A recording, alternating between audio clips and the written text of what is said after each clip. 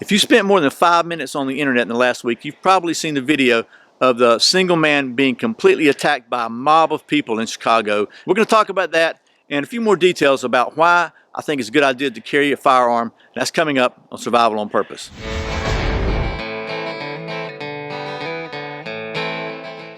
Welcome back to Survival on Purpose. My name's Brian. Thanks for joining me.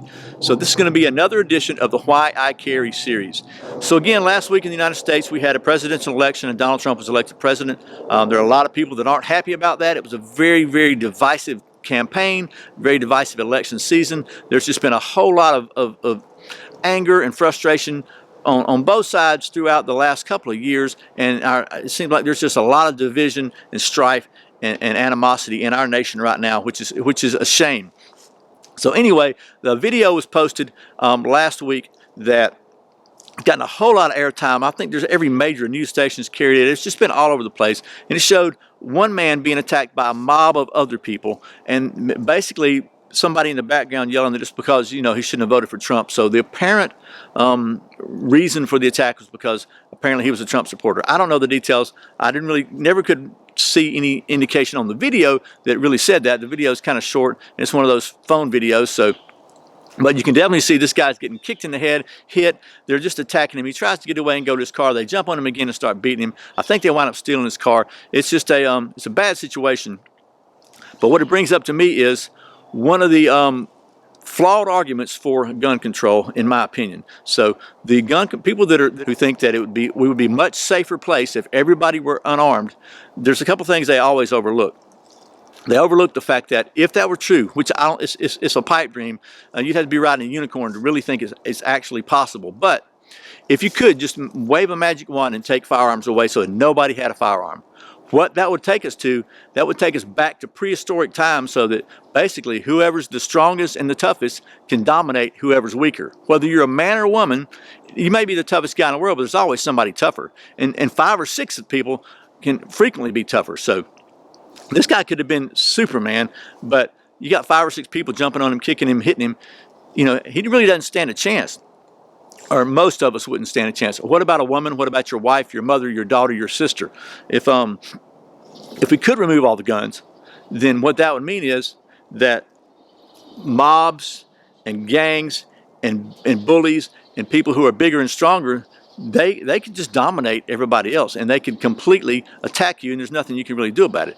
Everybody's pretty much heard the quote that God made men and Sam Colt made them equal, but that really is true. A 98-pound woman who is trained and capable in the use of a firearm can pretty much be on equal standing with a 250-pound muscle-bound thug who wants to attack her. Even if he's got a gun, she's still pretty much on equal standing. If neither of them had a gun, it's no contest. She's in trouble. So having a gun is absolutely no guarantee, obviously, of safety. Don't misunderstand me on that. But I think it does a great job towards equalizing and increasing your chances and your abilities. So I was at the sales counter of a plumbing supply house, and they have a TV there, and the video was playing, watching this guy, and I heard one of the salesmen, he made the comment, man, if that guy had a gun, that wouldn't have happened. And I thought, man, you know, he gets it, because it may or may not have happened, but he would have had a much better chance, I think, of maybe preventing it from happening or protecting himself if he had been armed. Now, the key of that is, this happened in Chicago, where it is, they make it very difficult to have or carry or own a firearm, because that makes a safer environment for everybody, right? Well, tell that to the guy who, had he had one, might have not getting his butt kicked all over the pavement out there. In my opinion, that is just a prime example of what happens when you create a gun-free zone, which is actually just an opportunity zone for thugs and criminals and barbarians and people who want to take advantage of other people. Now, the last video I made a couple comments I really need to expand upon and explain a little bit, because several people have called me on it, and I have to agree with them. I made the statement, I believe, that guns are not made to wound, guns are made to kill. And a lot of people said, no, guns are not made to kill. The purpose of having a gun is to stop the threat.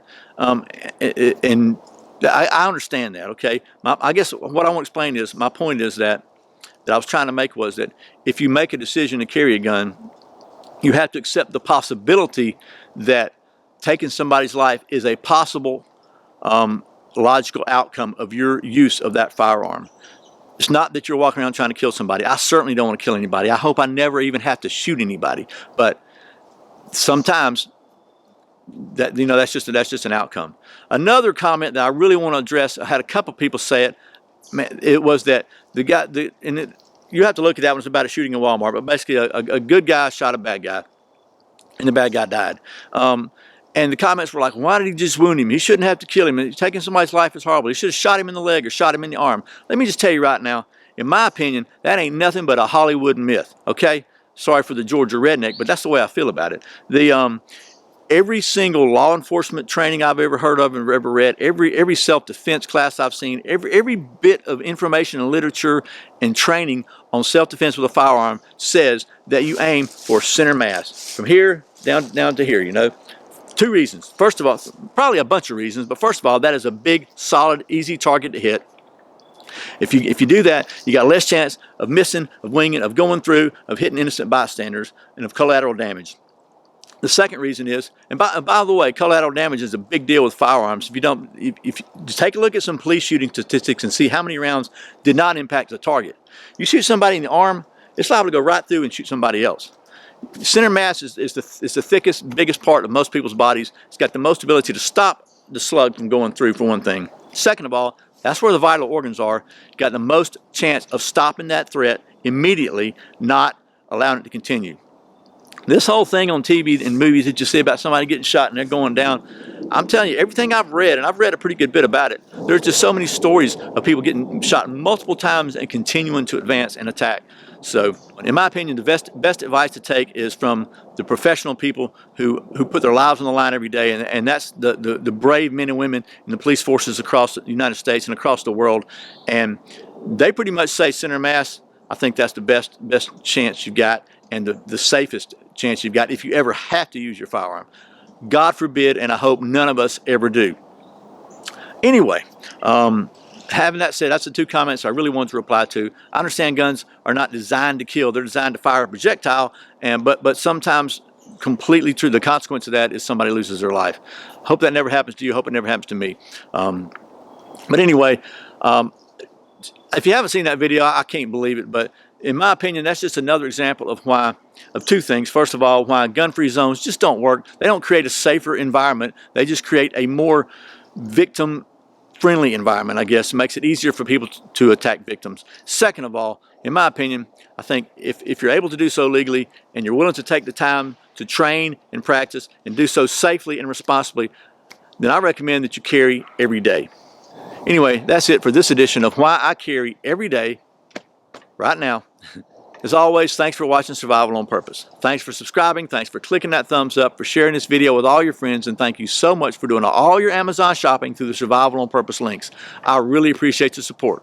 Once again, my name's Brian. You're watching Survival on Purpose. Remember, survival's not an accident. So be prepared. I'll see you next time.